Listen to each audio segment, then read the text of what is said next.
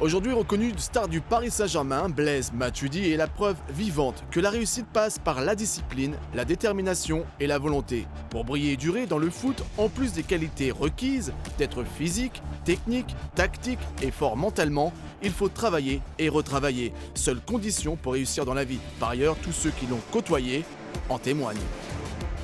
Et quelqu'un de travailleur, de discipliné également. Si un entraîneur lui disait va à gauche, eh ben, il va à gauche, il va à droite, et il allait à droite.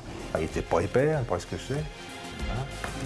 Mais il était toujours là et jusqu'à la fin du match, il était présent. Jusqu'à la fin de l'entraînement, il était présent. Et c'est comme ça qu'il a avancé. Phénomène de mode ou non, les stars en général se lancent dans des actions caritatives. Le font-ils juste pour faire valoir leur image ou par générosité? D'après son père, il le fait avec intégrité. Depuis longtemps, il répète cette phrase à sa famille, « Rendre l'impossible possible », qui par ailleurs devient aujourd'hui le slogan de son association Les Tremplins Blaise Matuidi. Blaise a toujours eu l'idée de redonner aux autres ce qu'il a reçu aussi des autres. C'est pour cela, depuis 5 ans, il a eu toujours l'idée de créer une association.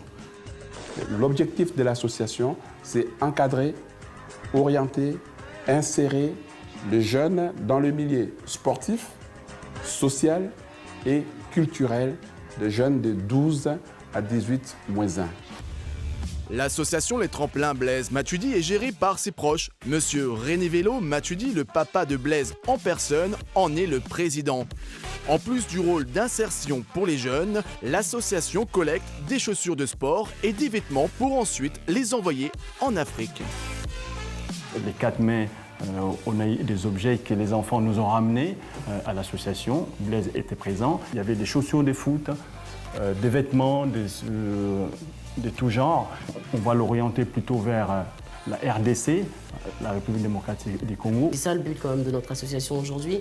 C'est pas seulement de véhiculer l'image de Blaise Matuidi, mais c'est de permettre à ces jeunes enfants aujourd'hui, ils ont un rêve et nous, ce qu'on veut, c'est aider, pouvoir aider ces enfants-là à réaliser leur rêve, être un tremplin pour eux. Un footballeur doit gérer son image devant les différents sponsors, les publicitaires, les journalistes, afin d'éviter tout dérapage. Nous savons qu'un sportif confie à un agent le soin de négocier sa carrière et ses contrats, mais saviez-vous que pour véhiculer une bonne image, ce rôle était confié à un autre agent? C'est celui de Francisco Barros. Mais quelle est la différence entre les deux? L'agent sportif gère le contrat du joueur avec le club et la carrière du joueur. L'agent de communication, l'agent d'image, gère les sollicitations médiatiques du joueur, les contrats publicitaires et donc toute la présence du joueur dans les médias et les réseaux sociaux.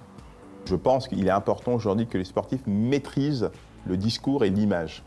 Blaise a choisi de donner aux enfants un exemple remarquable en apportant des valeurs axées autour de la persévérance et de la volonté.